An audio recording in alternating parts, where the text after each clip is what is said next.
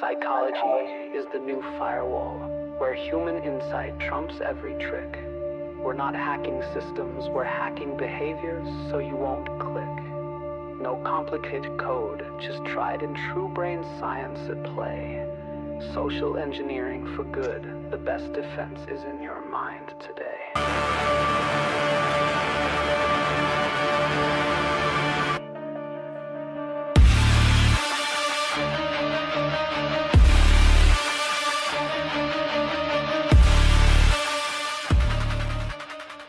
Hello and welcome to Fishing for Answers, where the carrot beats the stick and we flip the script on the bad guys, turning humans from easy targets into the strongest line of defense. The views and opinions expressed on this podcast belong solely to the hosts and guests and don't necessarily reflect those of their employers or sponsors.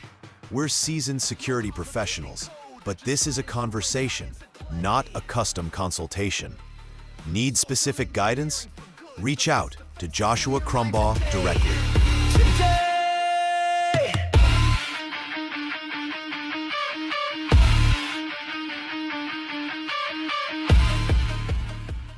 Get ready.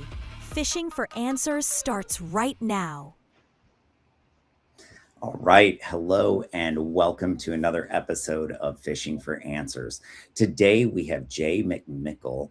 He is the CISO over at Oceaneering, but I'm sure I can't do you justice. Why don't you tell us a little bit about yourself here?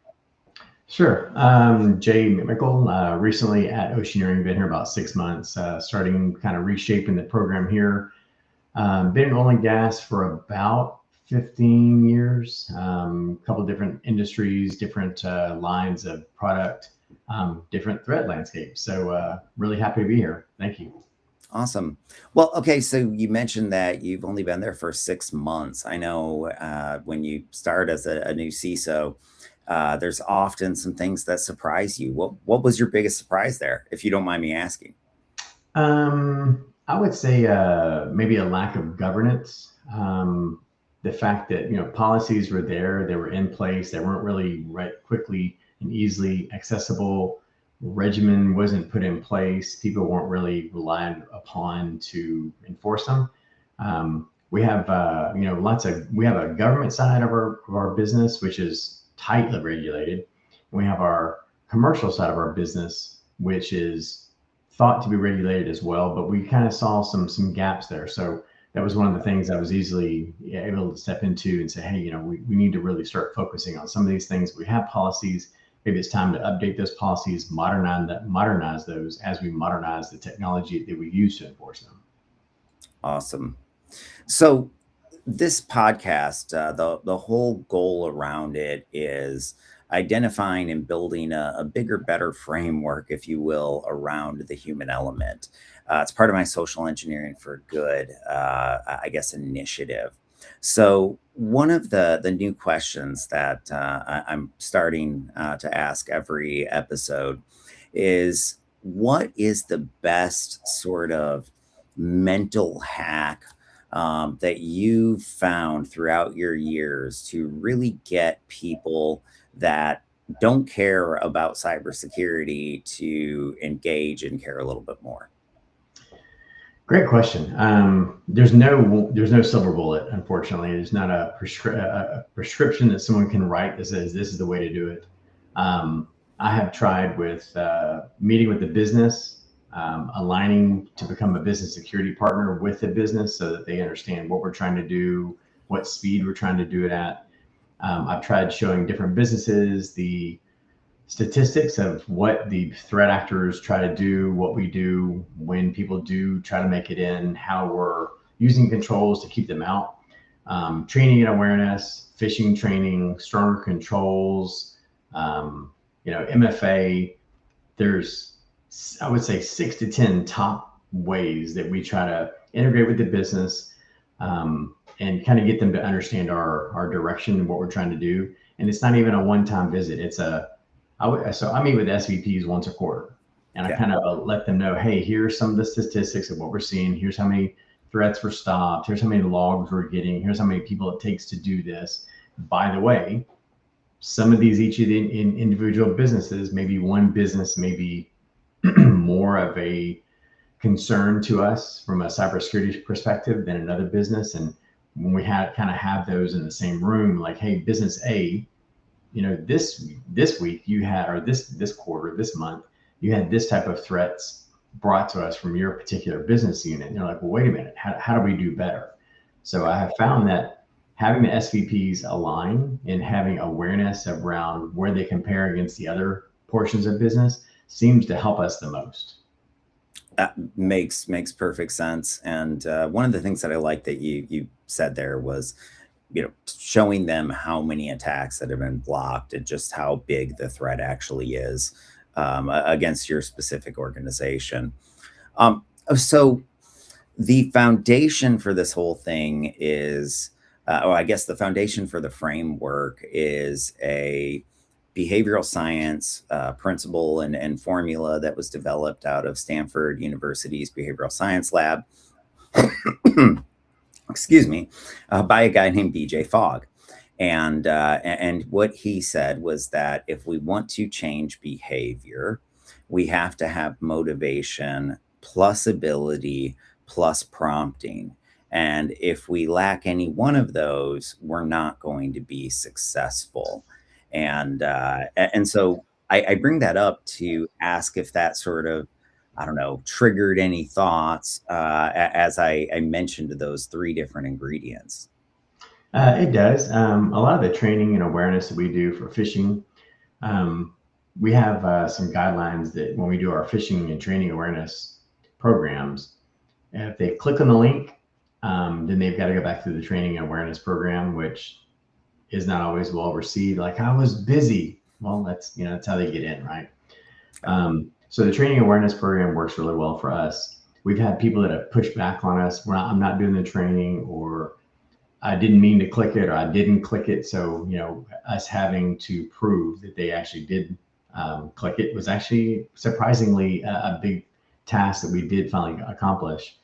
And then on top of that, if they do it more than 3 times, then it goes to HR. So having HR and legal backing that on us, and some of the reprimand that come out of that is, it can be a write-up in your actual formal documentation with the company. It could be loss of internet access. It could be limitation to your job, and or it could lead to termination. So I would say legal and HR really backing us has really helped us a lot, because before they were like, hey, I'm just here to do my job. You can't tell me what I can and can't do.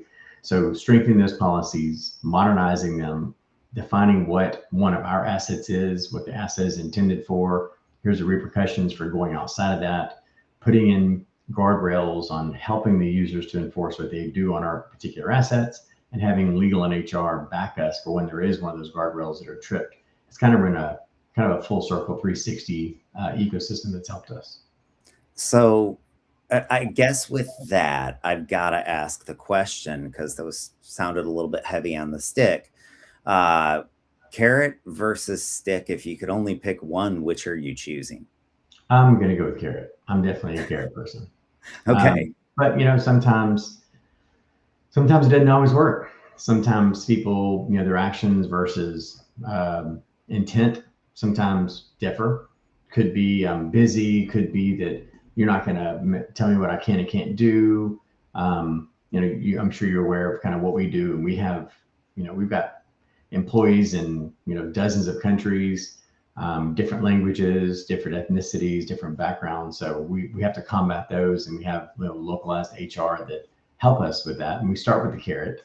I don't think we really ever follow in with the stick, so to speak, but the carrot definitely helps and try to get that business partnership and help them understand why we're doing what we're doing. It's not just something for us to do, right? There is a legitimate reason. And sometimes when we show them some of the statistics for people trying to get in and what they've done in other industries and other businesses and businesses that have crumbled, you don't want to be the guy that's holding the carrot in your hand and also the stick, and you haven't done anything. That's fair.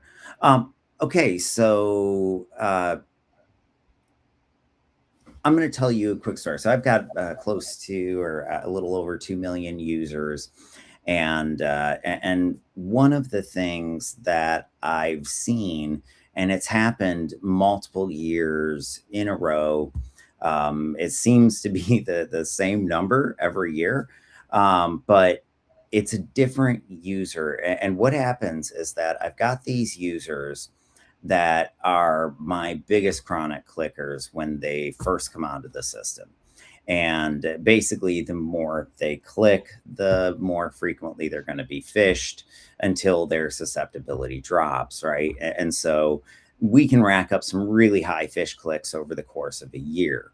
And the record has been tied at 11 clicks for the past 4 years in a row. And what I found interesting is that when I follow up on these users who, scored the record for the year out of all of my users across all of my different companies, they are the ones that clicked the most. That year 2, year 3, year 4 follow up, well, I guess year 3 follow up, we haven't done the year 4 follow up yet. It's always, they are one of my not most secure users, but they're not a problem anymore. They're not a chronic clicker. If they get any clicks that next year, it's 1. It's not 11. It's not even 3. And one thing that stood out to me about that was that it seems like people almost have to build that muscle memory, or what I like to call human virus definitions. And some people are just terribly susceptible, and they have to click on each and every different type of phish to learn. One mistake doesn't really help them because, well, that was a Facebook phish, and this one's completely different. It's Microsoft. Have you seen any of that? No, I would say we've got some pretty good phish training in place. The fact that there is a repercussion, the fact that we do have, messages and links that are within our emails that let them know, hey, by the way, this is an external email. Those type of awareness and banners do help. But I think that the muscle memory, like, man, I really do not want to go through that training again. They have started to look, they've started to take the techniques that we give them in those videos, but they're still, oh, that looked legitimate because they're getting better, right? AI is getting better. They're not, people from certain countries writing these anymore. They've got AI. They've gotten really, really good.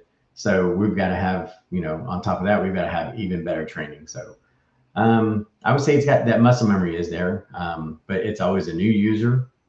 It's somebody that's extremely busy. It's the typical characteristics of a person that clicks on a phish is still what we're up against. Yeah. So going back to that formula, I feel like we all do pretty good on motivation. We understand what motivates people. We do try to tie things back to their family, their income, their ego, the different things that help them. I finally see our industry spending more time and ability, but we'll circle back there in a minute. And I like that. But prompting, I feel, is most often the weakest link. And basically what it says, the formula says, is that even if we make it really easy for them and we've got them really motivated, if we don't remind them constantly, they're not going to remember it. It's not going to stay front of mind. What are you doing for that continuous prompting, if you will? So we approach it in a couple different ways. During town halls, we mention it, global town halls, IT town halls. So our screensavers pop up, they have, cybersecurity messages around clicking links and, tailgating and things of that nature. Integrate everywhere. I love it. SharePoint, so our internal web page or SharePoint page, our messages that go out. It's you're right. It is a constant, remind. Oh, you have to. I mean, people like you and I, we think about cybersecurity on our own, but that's our job. That's literally our career. That's where we make our money. For that guy that works on the deck of an oil rig, he does not think about cybersecurity on his own. He's going to have to be reminded. He's going to have to be prompted. Yes. And those guys, you're right. They are what I would call removed from the corporate office. They're not constantly reminded, right? And they don't always check email. They're not always getting a screensaver prompt because they may be on an oil rig or a vessel or somewhat where they've got a shared PC, so it's not constantly in their face. Where we do publish our message of the day, if you will, on vessels, in the kitchen, we do put up posters. We try to make it fun, try to make it entertaining. We've done things where they have, like, let's say at a holiday party, right? There's a white elephant gift. One of them is actually a phishing link. So when you open the gift, you're like, you just got phished. Like, dang it, right? So just trying to make it fun and not making cybersecurity such that carrot stick, right? More than not, less of the stick, more of the carrot. Making it fun, making it like, this is all right. Okay. But I think the competitive edge also, and where one SVP may compare themselves to another SVP with maybe a click rate or, cyber statistics of events and logs and of things that may have progressed within their environment, has really helped us that we also have the SVPs when they have their individual meetings. Hey, we're doing good. We're doing better than, this other particular part of our business where we're here, and here. Cybersecurity says thank you, right? Yeah. How often do you? And I've never been in any other place that you've gotten that type of message. It's more like less of the carrot, more of the stick. Like, hey, you're doing this, versus we're saying, hey, you're only doing this. Yeah. Good job. And by the way, you're number 2 in the company for your particular business in this particular area.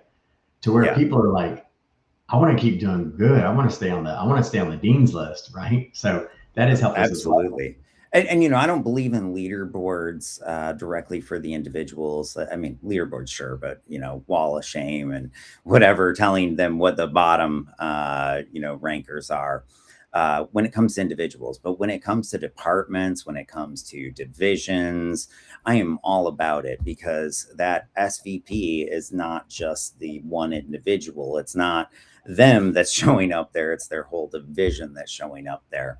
And I think a little bit of that internal camaraderie can be very healthy. I have seen it get very unhealthy very quickly, where some SVP that doesn't really understand psychology, behavioral science as well, just goes very punitive, like, guys, you're not going to make us look bad. And all of a sudden it backfires a little bit too. So I think you have to be careful. But that's just a matter of coaching. When you're building those internal champions, you coach them on how to work with their team. Well, a lot of our SVPs, they're positive influencers. They're not negative influencers, which is what you're talking about. Yeah. And they're like, hey guys, we're doing great. We may have had this mess up. We may have this happen, but hey, we're doing great. Let's keep it up. Let's keep moving forward. We're keeping the company safe. We're keeping the company profitable. Let's just keep doing it. And they just move on, right? And people hear those. Well, you don't have to stay on it and harp on it and drill it down. You kind of just briefly mention it, and it shows alignment. And then they hear it over here. And then they come to a town hall and they see it on an email. Like, man, when you have the CEO that stands up at an IT town hall and says, thank you, cybersecurity. Y'all doing a great job. We really appreciate y'all aligning with us and helping us and being a business security partner. That really resonates. And then it comes to the SVPs, and it comes to, it just kind of flows down to where we're all on the same team, right? Oh, yeah. Want you to be safe. I want cybersecurity to help with that safety. I want to continue doing business. I want to help doing our partnerships with our businesses and our users. So like I said, that whole ecosystem really works well when it comes from the CEO. Oh, yeah. It goes back to being business enablers. When we're business enablers, we don't get all the kickback from the rest of the organization. Like, so many of us did, I don't know, a couple decades ago. So yes, into that. Okay, so let's move over to ability just for a second here, because I think that's another really critical element.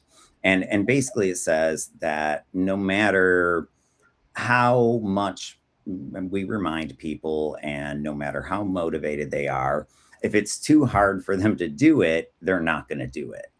And so one of the things that we've done for Ability is started delivering all of our awareness videos directly to the user's email, so they don't have to go anywhere and log in. We keep them very short, 30 seconds or less. And the idea was that we didn't want a doctor to have to choose between doing their training and saving a life. We wanted them to be able to do it on their cell phone, walking between patient rooms. But I think the doctor's the extreme case here, and it goes way beyond that. Now, I bring that whole thing up to ask, what are you doing to make it easier? Because I think that's one thing our industry's finally figuring out, is that when we make security the easiest option, it becomes the default option. Yes. So we used to do, it was like a 45-minute training. We had to do it once a year. Now, again, we have two separate businesses, right? We have the government side, we have our commercial side. Government side is a little more tightly regulated. The training is a little bit more frequent. And that the two environments are air gapped. But from a high level, and talking in average median here, we would take those trainings and break them up, right? So now they're more like, maybe they're 9 5-minute videos, and it may ask one particular question. I don't give the keys to the kingdom away here, but it may ask one particular question like, what color shirt was Bobby wearing, right? So it's not just the material that they're listening to and that they're repeating and reciting. Okay, do this for an email, look at this, and look at here over here. It's more about, broader picture. Bobby was wearing a blue shirt, and they even made a joke about Bobby and his blue shirt and how the email was blue, just resonating and pull something together. And then rotating it, right? So Bobby's shirt's not always blue. Maybe it's green, maybe it's yellow. So the users don't really learn how to game the system. They don't really have, if I want to ask you, it's the shirt's blue, right? That was particularly helpful as well. But breaking the training up and making it smaller, and giving them, let's say 3 months to complete, 9 5-minute videos. And if you want, you can just knock them all out consecutively, one after another, and just knock them all out. But you've got a longer period of time, and each of those videos that they do break it out over a longer period of time have carryover and overlap. So it's kind of a reminder of the first one they watched is in the second one. The third has pieces of number 1 and number 2 in it. So they're really just getting the same video from a higher level, almost over, a period of 9 video courses. They're getting a lot of the similarities amongst it. So if they do break it up, which they always choose to break it up, they're just getting reminded, every 2 or 3 weeks of the same training. Okay. So I guess the one thing we really haven't talked about yet, which I think is really critical now, is AI and how that's impacting everything from a user and awareness perspective, from a policy perspective. Just talk to me a little bit about what you're doing there, because AI is here to stay and the users are going to use it. So what do you do to help mitigate that risk? What are you doing around policy? Just the gauntlet there. Sure. So we have a CDO that runs our AI program, and he and my GRC team have worked together to create some AI guardrails. And so we have AI governance, we have some guardrails, some policies. Then we built my architecture team has built some security reference architecture, kind of a blueprint for if you want to build an agent, you want to build an LLM, you want to implement MCPs. So the different types, here's a blueprint. So it's kind of like you pulling up saying, hey, I want a 4-bedroom, 2-bath house, 2-car garage. Yeah. But we have that, right? Here's your format. Here's your controls that you need. Here's your format, your foundation for what you need to build. So kind of giving them that, number 1, number 2, number 3, number 4, give them some options that are the options that work for you, work for your environment, make risk assessments extremely fast. They know exactly what they need to go get. So when they're talking to, partner A and, hey, we want to do this. And they say, well, here's your recommendation. They can say, well, here's my blueprint that I need to follow. Do you guys have these controls embedded within your platform? So when Mythos pops up and, hey, we want to, we want to use this, we want to leverage that. Well, does it meet the guidelines? Does it meet the framework? Does the governance kind of align with this? Yeah. And just building that muscle memory and giving them the boundaries to stay within has helped us so much. Now there's the other 50% that don't follow that, or want to be early adopters, or want to get into the ground. I was going to say that's great for the developers. What about the project managers that just found out that they could write code? That's a whole nother area that we're still working on. Unfortunately, I can say we haven't completely solved for it, but giving them a sandbox to go play in, putting controllers on the sandbox, giving them, not real data, taking scrubbed or masked data, sticking it in a repository and letting them run at it, learn at it, so they take those findings from a POC before they move it into production. That's kind of our direction that we're trying to move with it. So, hey, you want to play, go play. But, let's put you in this room. Let's give you a certain few number of toys, see how it works, see what it does for you. And then as you graduate from the POC and you want to go to production or dev test prod, let's see how those governance and all the regulations and rules and everything that we need you to do. Otherwise, we need to evaluate what you're doing, how you're going to be doing it. And then it goes down into a whole nother level of, is it PII data? Is it SOX data? Is it restricted confidential data? So we got to get our data sovereignty team kind of built into that and get them included and involved and see what's going on there. Then we got to look at country. So it really does start to spiral, but it does have, I can tell. It does have a lot of questions, which brings me to our risk assessment that we are redoing. We've revamped our risk assessment program to start including data types, data locations, countries, PII data. And we have POCs that allow, that kind of trigger some of those typical elements that they want to do. And it's really starting to work. Okay. That's awesome. I know that's something that everybody's dealing with a lot. And I pick on project managers because, every company has quite a few, typically, project managers that have been asking for a tool for a very specific problem. They've never gotten approval for the tool, and now they can write it. And I got to say, I've seen some very, very impressive stuff that have come out of project managers. So I think there's some value there, but then you've got all the concerns about architecture, because they're not technical. They don't necessarily know how to build these things securely from the ground up. And unlike the development team, they don't have access to the CI/CD pipeline.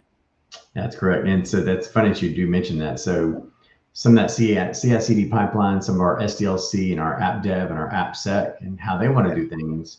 And they have, developer laptops, they're isolated, they're sitting, in an enclave. So we have some guardrails around that. And people not understanding that those are developers. And I'll use your example. I'm a project manager, but that developer over there has the ability to do this. Why don't I? He's a developer, right? So trying to find that middle ground of hey, you want to play, here's our playground, go play in it. And quickly they want to get out of that playground because it has too many restrictions. It's not real data. It can be a challenge, but risk assessing, understanding what they're trying to do, flagging risk, and raising the exceptions as needed, has really brought awareness. Now, does that stop shadow IT? No, not really. Does that mean they're not going to do something at home and try to bring it back into the office once it's built? Not really, right? But different controls on our endpoints do help with that. But where there's a will, there's a way, right? They're always going to keep trying. So back to the advertising, not just phishing emails, but cybersecurity and locking your screen. And we have a program in which we try to encourage people. Hey, you want to do something? You want to be a developer one day? You want to be you want to code in AI? You want to learn AI? We can help you with that. But come work in our environment where that is expected, and we want you to come play, so that we are working together as business security partners before you go off and create something and it's taking our real financial data and uploading it to the internet, and then we have an issue, right? So you don't want to be the guy that stood there that let the guy through the door, but be proactive and be with us so we can partner. Yeah. I like that you said advertising, because to me, that's what I see all of security awareness. And I say that really with almost air quotes around it, because I think there's a lot of evangelizing that is far beyond just security awareness that you end up having to do. But regardless, I like that you said advertising, because I've always seen it as advertising to our users. And that's actually where our inspiration came from. Well, let's make every video under 30 seconds. Let's hit them at least twice a week. And we started doing some things like that. And it's amazing. You can email users or have them watch a 30-second video every single week of the year, and you're not even taking up 30 minutes of their time on average. So it's a really, really, great way to keep people engaged. And I truly do see it as advertising, because it's the exact same goal. What do advertisers want to do? They want to influence your decision making, so that at the time you're ready to buy, you choose them. I mean, well, we're trying to influence users' decision making. So at the time they're ready to click or whatever it happens to be, they stop and they think about, the cybersecurity team and their role and the responsibility in it. Yep. And we do things just not just training, but so we do, physical and socialization type threat hunting, if you will. So we do tailgating exercises. Okay. Yeah. We do socialization where we try to, social engineer, not just a user, but our help desk. We Nice. have them checking to make sure that they're going through the right protocols, and somebody said, "Oh, well, I don't have this, I don't have that." Well, no problem, right? Or we have our users now like, "Hey, can I get your phone number? Let me call you back." So just because you can obfuscate, you can mask your phone number to look like it's coming from something else, so people really don't know, right? So we're like, hey, if you're in doubt, hang up and call the main number and ask to get back to that person's extension. We won't be upset. It may slow you down 60 seconds, but you don't want to be the person that let the guy in the door. Well, and I mean, in today's day and age, with deep fakes being the regular, almost every CISO I talk to has seen deep fakes already. Yes. Which we've got very little time, but when I get done, I want you to tell us if you've seen any, and maybe a little bit about it if you can. But I mean, I think that it's policy and procedure, most specifically procedure, that will save us in the day and age of deep fakes, because that's the one thing they can't get around. Yeah, and all it takes is second validation. Just like Yeah. you go to a website, you got MFA, right? So you got somebody, you're getting a feeling or something that seems off, it's okay to hang up and call back. Yeah, that's why the number one thing that we teach our users is trust your gut. Because I've never been in an incident where the person doesn't say, well, something fell off, I should have known better. They always say that, which tells me that if they had just trusted their gut, we could avoid most cybersecurity incidents. Yep. I have the same thing. I reach out to a user, hey, I'm following up on this request. And they're like, why is this CISO contacting me about a ticket for my developer laptop? Do you mind if I'll call you back? Absolutely not. And they'll call back, okay, I just want to make sure this is good. I'm like, you know what? You just passed my test, right? I mean, that's great. And you need right, like swag to give them for that, You say that. I actually do that in my team meetings. My all hands I do once a month. I hand out swag. Nice. Well, I mean, it's very effective what a ball cap or a t-shirt can do for, just people's mental state and drive. Yep. And one last thing, you asked what we do for AI, and we talked about AI governance and guardrails. And AI is here; it's not leaving. So we battle AI with AI. That has been our new push here lately. Is when you have to. Yeah. So I mean, they're moving fast. We've got to move fast, right? And we have seen some dramatic improvements in the past 6 weeks with some of the AI initiatives that we're doing and some of the AI security tools that we're using.